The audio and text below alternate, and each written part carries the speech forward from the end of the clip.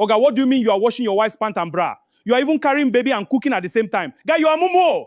You don't know women are evil. Is this how my friend will turn into a simp? My ancestors forbid. Obinna, where are you? Come here now. Your wife don't collapse. Oh, baby, please wake up. God, what did I do?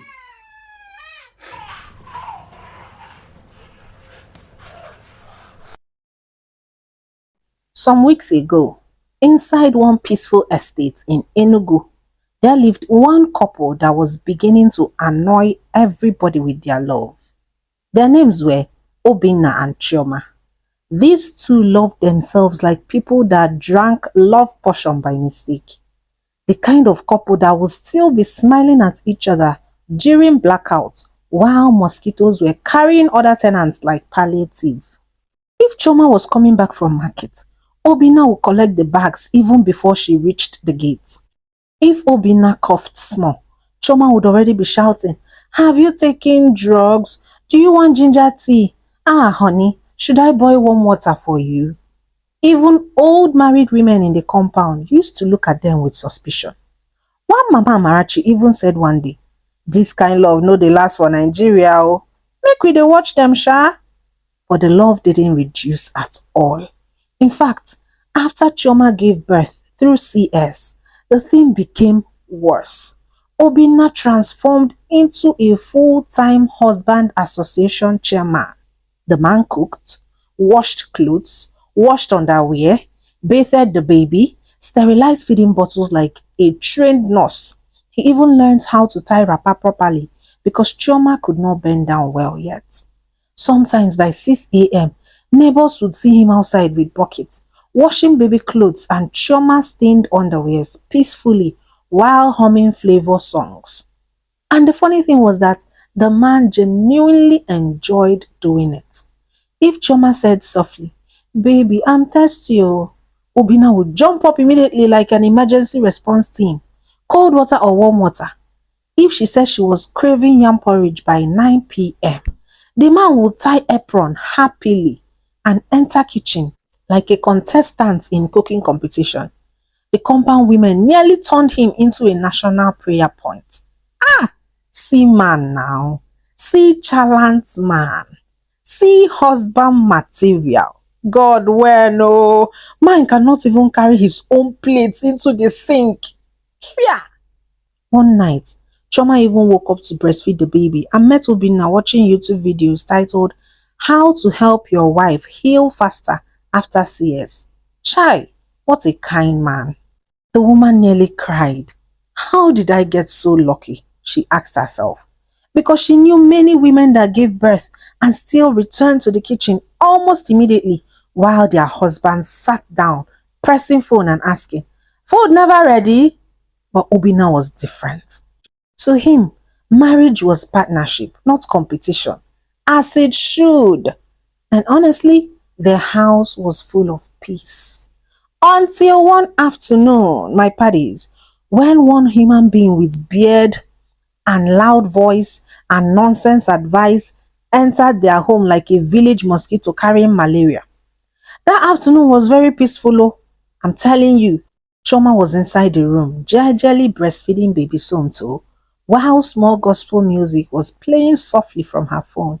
The whole house smelled like pepper soup, crayfish, and fresh onions. Meanwhile, Obinna was inside the kitchen, moving up and down like a man preparing for cooking competition. He tied his apron firmly. Omo, he was sweating from forehead to nose to mouth. One hand was stirring yam porridge. The other hand was shaking baby bottle inside hot water, getting that one ready. Honestly, if husband award existed in Enugu that year, this man would have won it excellently. At that exact point, Destiny carried one bearded problem, one big human being, and entered their house. The man was called Chibueze. As he entered from the door, he started shouting, "Obinna! Nah, DKKebo! Congratulations, so where are you?" He entered noisily without waiting for answer like a typical old friend. But immediately he reached the kitchen door. He paused. Then his face changed slowly. Then it was as if confusion entered it. Because when he saw who was there in the kitchen, It didn't match the motivational podcast he normally listened to. Obinna was in full flowery apron, not even plain black, flowery. Baby Somto was tied to his chest, sleeping peacefully, while the man stirred soup carefully like an experienced caterer. Then, close to the kitchen sink there, or more. Hey! It was a bucket filled with clothes. Inside there was baby clothes, there was towel. In fact, Chioma's pant and bra were dancing on top of the other clothes there. Chibueze looked at the bucket, looked at Obinna, looked at the apron he was wearing again, and the man whispered, Opara Jesus. Hey! Obinna turned happily. Guy, you don't come? Sit down first, make I finish this yam while they cook. But Chibueze was not even interested in what he was saying. His spirit had left normal conversation level. The man slowly entered the kitchen like a policeman entering a crime scene. Obinna, wait first. Cheregodu, Cheregodu. Guy, wetin happen this one where you dey waka like this?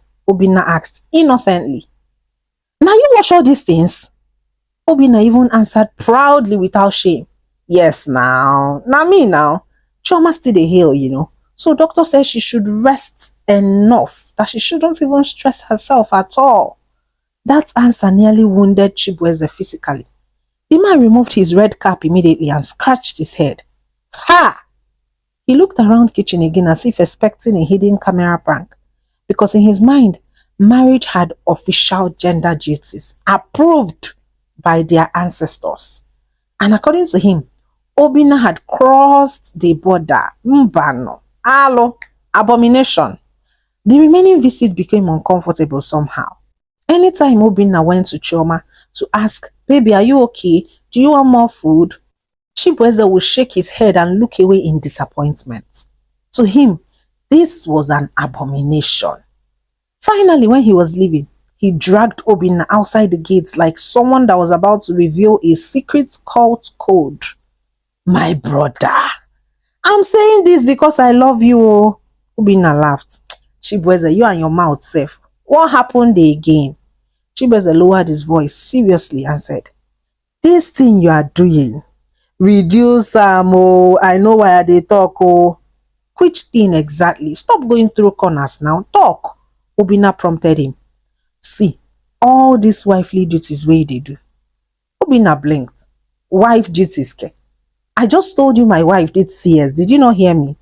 But Chibueze had already entered full motivational ancestral speaker mode. My friend, listen to me carefully. Oh. Women know they respect men where today available. Today, na underwear. Tomorrow, na bra. Next tomorrow, she go send you make you go buy pad for am. My guy, shine your eyes, oh. Obinna burst out laughing. He couldn't believe that Chibueze would be saying this kind of thing. So he didn't even take him seriously. Wait. You think she appreciates this thing? Chibueze continued. No.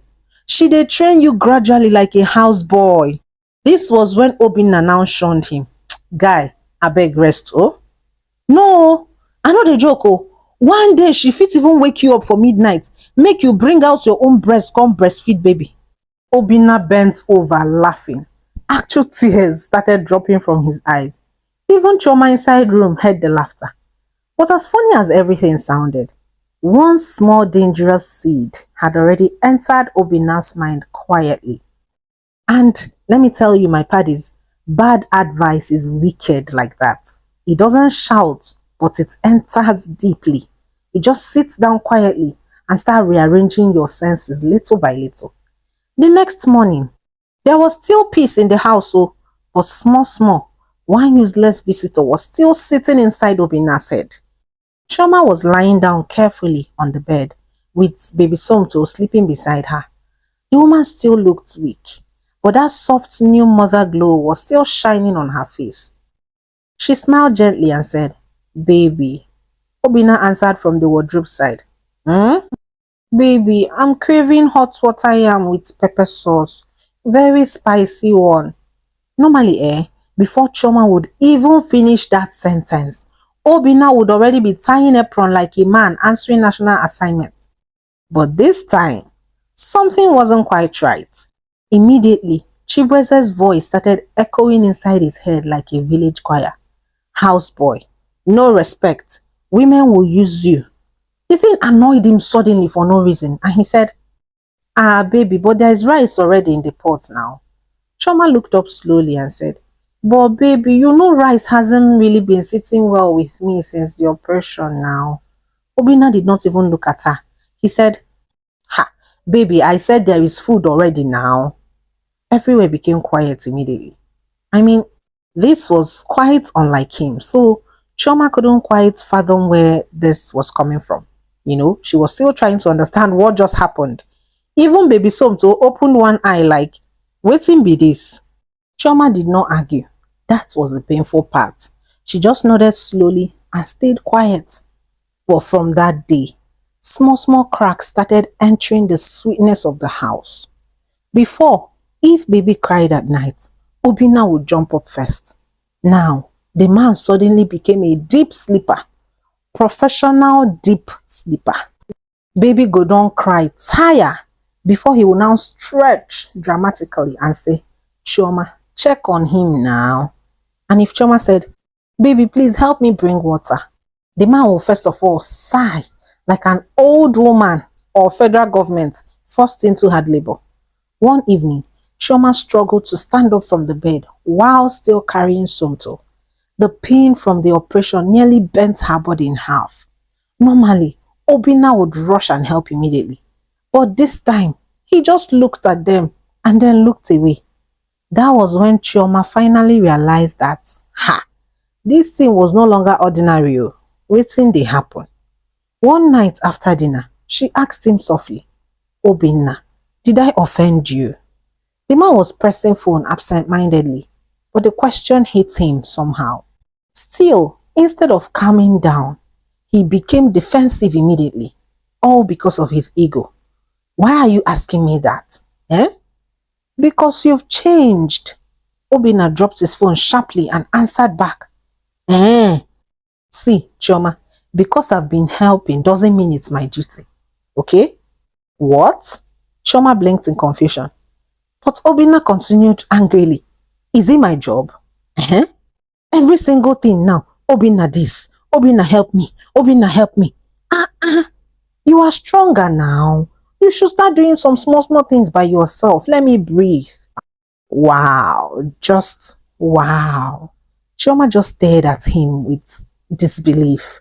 The woman looked genuinely shocked and confused because this was the same man that once woke up by 2 a.m.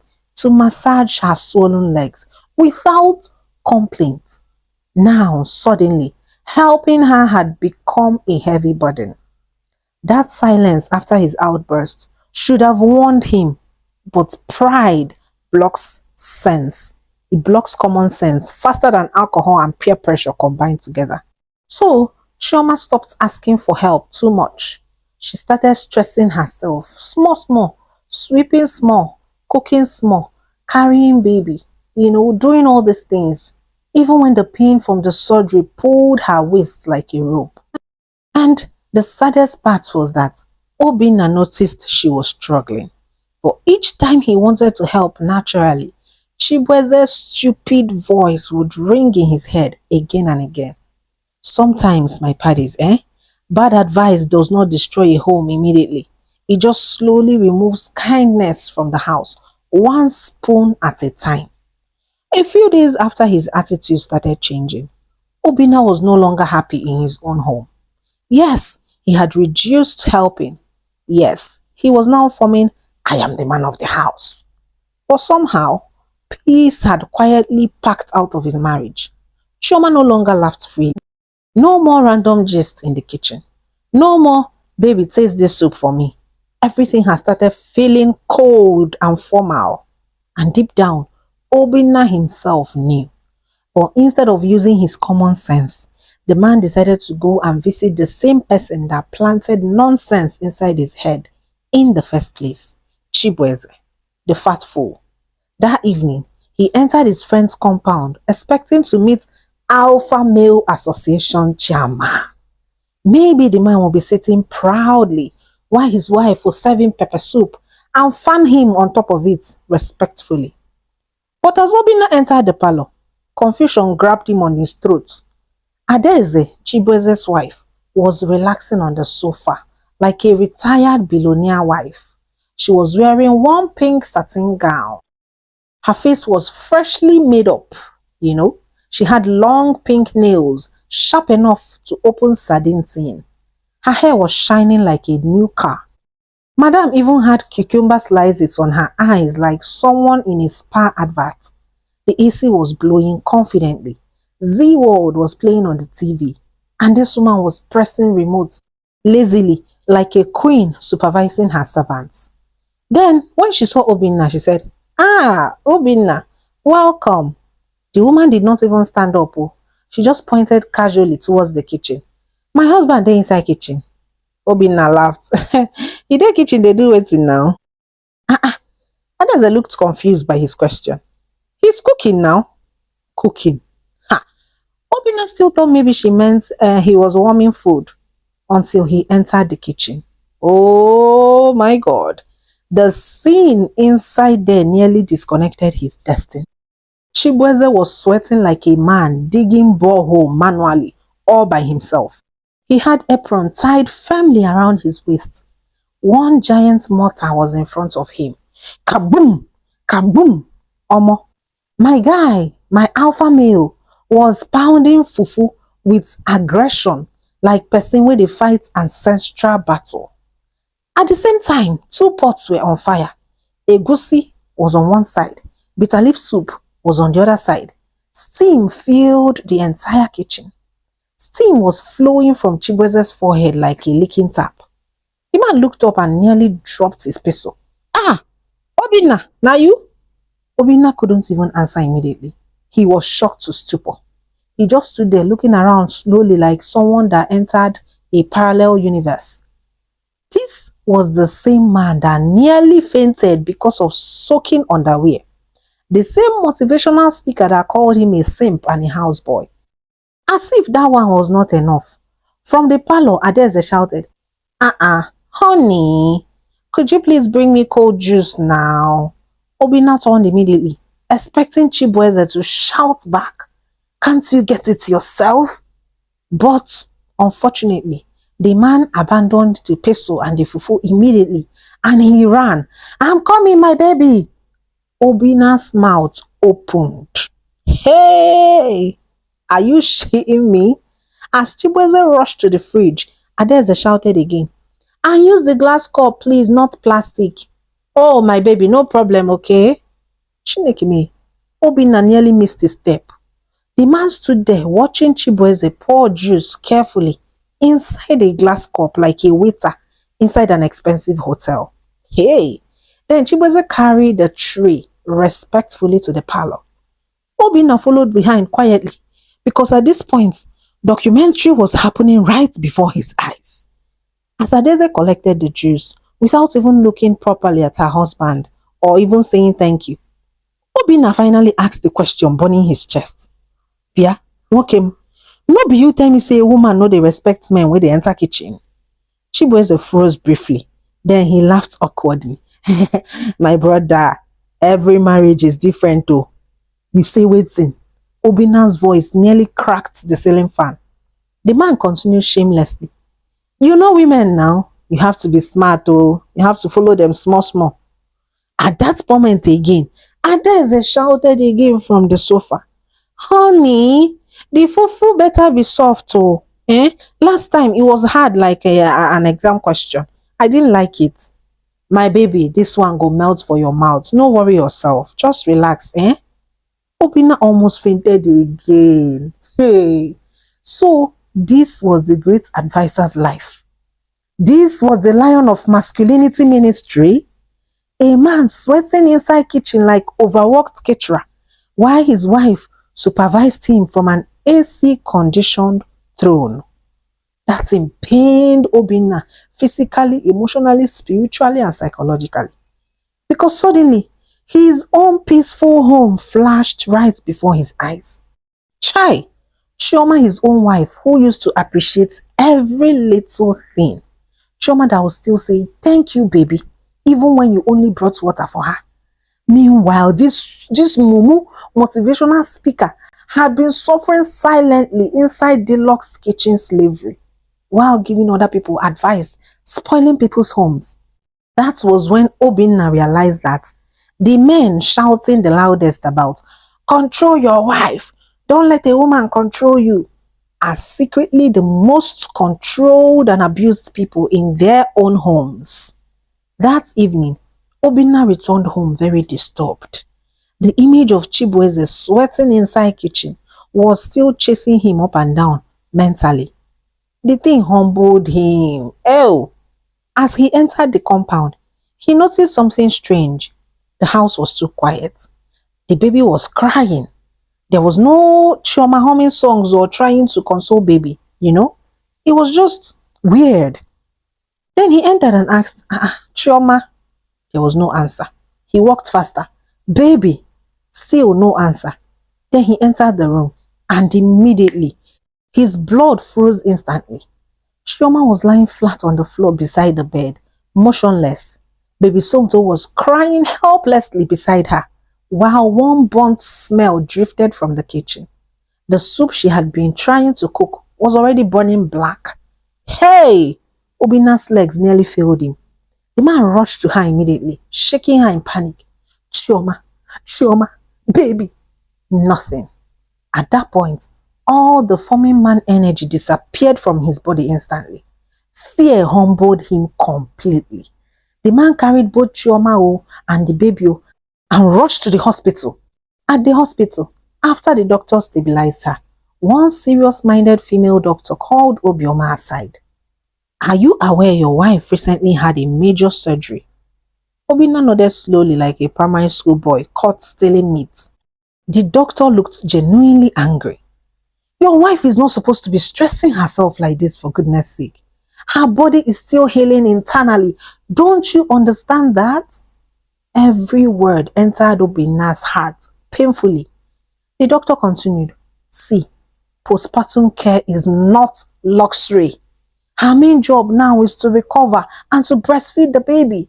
You are supposed to support her, not increase her stress by any means. Obinna could not speak anymore because suddenly memory started attacking him one by one. How happy he used to be helping his wife before. How peaceful and lovely their home was. How one foolish man with beard and motivational nonsense entered his ear and rearranged his sense. He felt truly stupid. That night, inside the hotel ward, he quietly sat beside Chioma's bed while Somto slept inside the small baby cot nearby. Everywhere was calm, but Obinna could not find rest. All that was playing in his head was the stupid conversation he entertained from his stupid friend.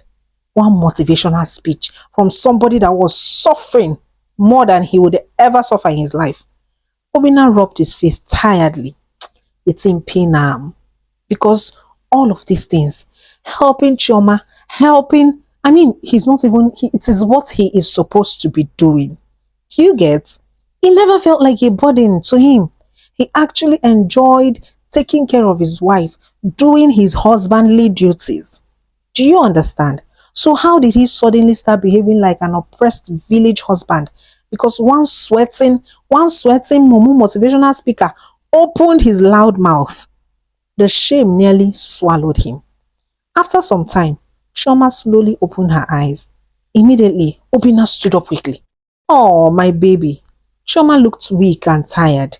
She tried to adjust herself small from the pain. Obinna quickly helped her gently. And that simple action alone nearly broke his heart again. Because just a few weeks ago, he would have helped her naturally without ego, without feeling anything. Now look where pride and bad advice nearly landed a grown man. The man held her hand tightly and said, I'm so sorry, Chioma. Chioma remained quiet.